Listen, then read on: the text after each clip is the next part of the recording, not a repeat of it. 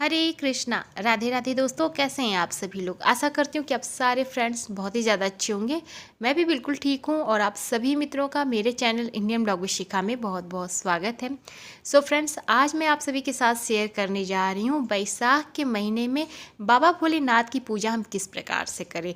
जैसा कि हम सभी जानते हैं, बाबा भोलेनाथ की पूजा बहुत ही सरल है और बहुत ही सरलता के साथ हम पूजा करते हैं और बाबा बहुत ही अधिक प्रसन्न भी होते हैं।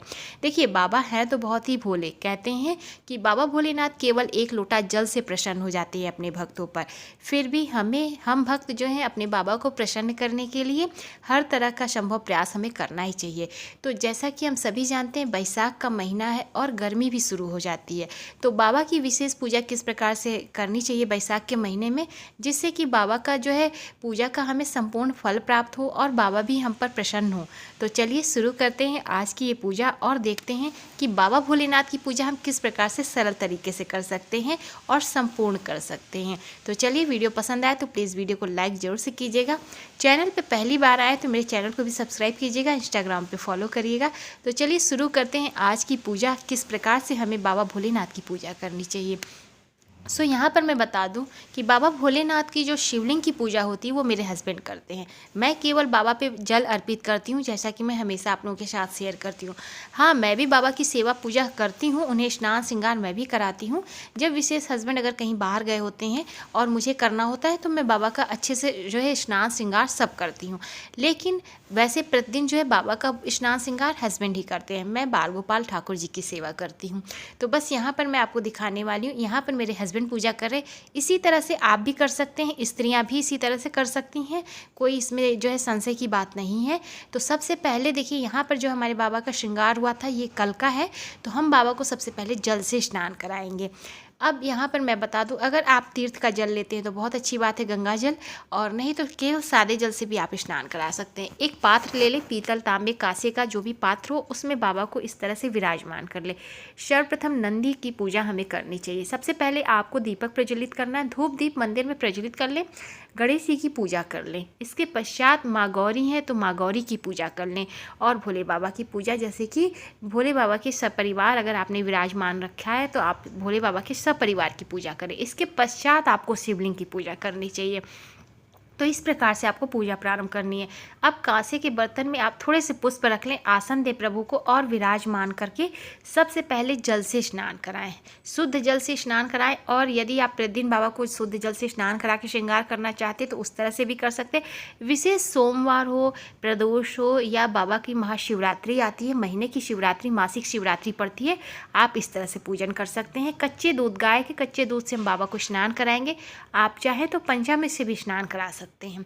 बैसाख का महीना है, बाबा को शीतलता प्रदान करने के लिए आप दही से स्नान करा सकते हैं, शहद से, घी से, आप फलों के रस से स्नान करा सकते हैं और गंधोदक स्नान यानी कि चंदन से भी स्नान करा सकते हैं। तो इस तरह से जो है आज विशेष कच्चे दूध से हम स्नान कराएंगे और शुद्ध जल से बाबा को इस तरह से स्नान करा लेंगे। जो बाबा का ये जल है स्नान कराया हुआ, इसे हम प्रसाद रूप में हम सभी लोग लेंगे, थोड़ा थोड़ा प्रसाद के रूप में सब लोग लेंगे।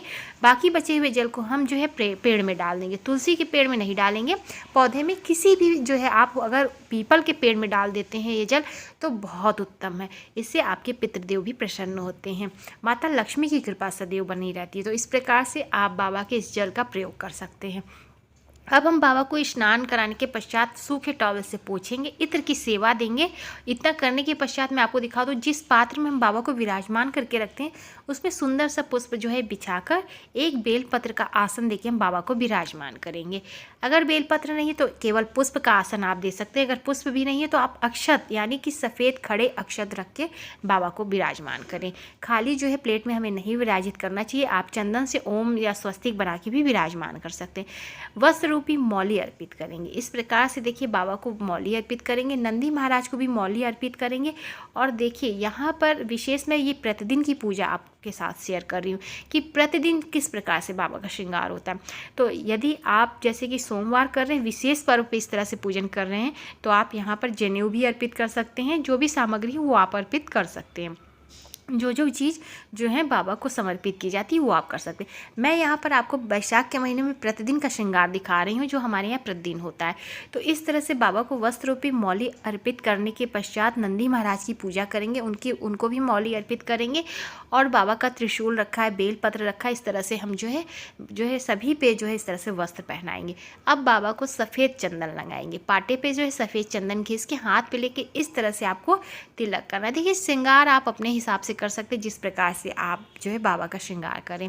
तो देखिए यहाँ पे त्रिपुंड बनाएंगे और ऊपर जो है शिवलिंग का ऊपरी हिस्सा उस पर हम चंदन का इस तरह से लेप लगा देंगे, जिससे कि जो वो जगह होता है उसे खाली नहीं रखना चाहिए, हमेशा वहाँ पर चंदन टीका करके रखें, क्योंकि कहते हैं माता लक्ष्मी जो है इससे जो है क्रोध होती है अगर बाबा का खाली स्थान रहता है वहाँ पे। अब हम जो है यहाँ पर भस्म अर्पित करेंगे, बाबा को भस्म का श्रृंगार करेंगे। इसके पश्चात आप इस तरह से जो है भस्म अर्पित करने के बाद जो भांग होती है उसे आप सुखा के रख सकते हैं, या आप ताज़ी भांग मिल जाए तो बहुत अच्छी बात है, नहीं तो आप जो है भांग को सुखा के उसका पाउडर भी बना के रख सकते हैं।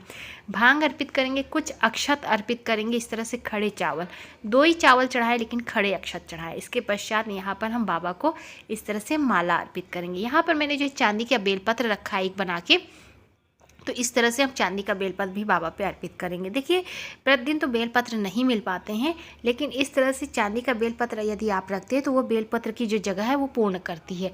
वैसे तो मैंने अपने घर में बेलपत्र का पौधा लगा के रखा है, तो इस तरह से पर्याप्त हो जाता है जो है बाबा के श्रृंगार करने के लिए। तो इस तरह से कुछ बेलपत्र जो है हम बाबा पे अर्पित करेंगे, और इस तरह से अर्पित करने के पश्चात जो है थोड़े से पुष्प द्वारा श्रृंगार करेंगे।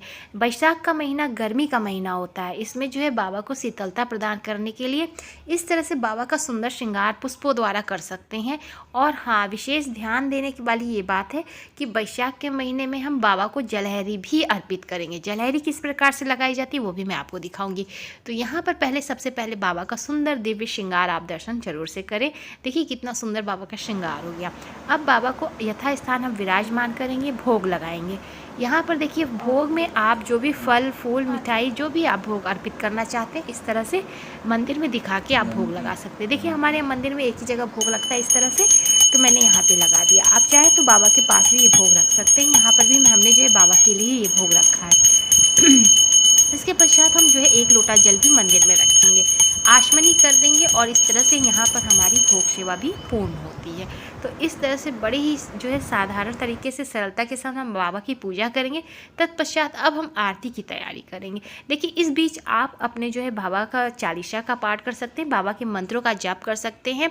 जो है इस तरह से आप जो है बाबा की पूजा अर्चना कर सकते हैं। देखिए बाबा के जो है बहुत सारे श्लोक होते हैं, वो आप मंत्र होते हैं, जो है बहुत सारी चीज़ें होती हैं, आप वो पढ़ सकते हैं। और स्तोत्र भी होते हैं, बाबा के सहस्त्र नाम है, आप जो भी करना चाहते हैं आप वो पाठ पाठन कर लें। इसके पश्चात आपको आरती करनी चाहिए। तो यहाँ पर आप देख सकते हैं इस तरह से हम बाबा भोलेनाथ की सुंदर दिव्य आरती करेंगे। देखिए यहाँ पर हमारे शिव परिवार विराजमान है, तो हमने सर्वप्रथम जो है शिव परिवार की पूजा की। इसके पश्चात तब हमने जो है बाबा भोलेनाथ का श्रृंगार किया है, स्नान कराया है। तो इस तरह से आपको पूजा करनी है। सर्वप्रथम आपको गणेश जी की पूजा करनी है, माँ गौरी की पूजा करनी है, और इस तरह से पूजा करने के पश्चात आपको जो है शिवलिंग की पूजा करनी चाहिए। और इस प्रकार से बड़ी ही सरलता के साथ आप जो है पुरुष, महिलाएं और बच्चे पूजा इस तरह से कर सकते हैं बाबा भोलेनाथ की। बस इतनी सी पूजा से बाबा बहुत ही प्रसन्न हो जाते हैं। तो इस तरह से आपको पूजा करनी है। इसी तरह से आप मंदिर भी जाके पूजा कर सकते हैं। अब मैं आपको बताती हूँ जलहरी। देखिए ये इस तरह से जलहरी होती है, ये मार्केट में मिल जाती है। और विशेष बाबा को यदि आपने विराजमान करके रखा है तो इस तरह से अगर आपको जलहरी मिल जाए तो आप ज़रूर से लेकर आएँ और बाबा पे इस तरह से जलहरी का ज़रूर से लगाएं। कहते हैं इसमें बाबा के जो है परिवार जो है शिवलिंग और जो ये जलहरी है इसमें संपूर्ण बाबा भोलेनाथ का संपूर्ण परिवार विराजमान होता है। तो जलहरी का अपना विशेष महत्व होता है। तो इस तरह से वैशाख के महीने में जलहरी हमें ज़रूर से लगानी चाहिए, इससे बाबा को शीतलता प्रदान होती है। और इस तरह से यहाँ पर देखिए हमारी पूजा कुछ इस प्रकार से। सर्वप्रथम हमने जो दीपक प्रज्वलित किया था वो है, भोग प्रसाद रखा हुआ है, आरती की थाली है, यहाँ पर 1 लोटा जल है, और यहाँ हमारे बाबा भोलेनाथ विराजमान है। इस पर हमने जो जलहरी लगाई है ये पूरे दिन इसमें जल इसी तरह से भरा रहेगा। धीमे धीमे इसमें से जल की जो है धारा एक एक बूंद करके बाबा को शीतलता प्रदान करेगी। और ध्यान रखिए कि अगर ये जल समाप्त हो जाए तो आप पुनः इसमें दोबारा से जल भर सकते हैं। तो इस तरह से आप बाबा की सेवा वैशाख के महीने में करें, क्योंकि वैशाख के महीने से गर्मियाँ शुरू हो जाती हैं और बाबा पे हम जलहरी भी लगाना प्रारंभ करते हैं। अब मैं आपको बताऊं, बहुत सारे लोगों का सवाल आता है कि जलहरी हमारे यहाँ नहीं है या हमारे पास नहीं है या नहीं मिलती है। तो आप ऐसे में क्या करें, आप जो जिस पात्र में बाबा को विराजमान करके रखते हैं ना, उसी में आप जो है इस तरह से जल भर के रख दें। तब भी आपको जो है जल जब भरा रहेगा और उसमें शिवलिंग विराजमान रहेंगे तो भी आपको पूजा का पूर्ण फल प्राप्त होगा और इससे बाबा को भी शीतलता प्रदान होगी। तो बहुत ही सरलता के साथ इस तरह से आप वैशाख के महीने में बाबा भोलेनाथ की पूजा अर्चना अपने घर के मंदिर में कर सकते हैं। सो उम्मीद करती हूँ आज की पूजा आप सभी को पसंद आई होगी। तो प्लीज़ वीडियो को लाइक कीजिएगा, ज़्यादा से ज़्यादा शेयर कीजिएगा। चैनल पर पहली बार आए हैं सो चैनल को भी सब्सक्राइब कीजिएगा, इंस्टाग्राम पे फॉलो करिएगा। मैं मिलूंगी आप सभी मित्रों को नए से अच्छे से वीडियो के साथ। तब तक के लिए हरे कृष्णा, राधे राधे, जय श्री राधे।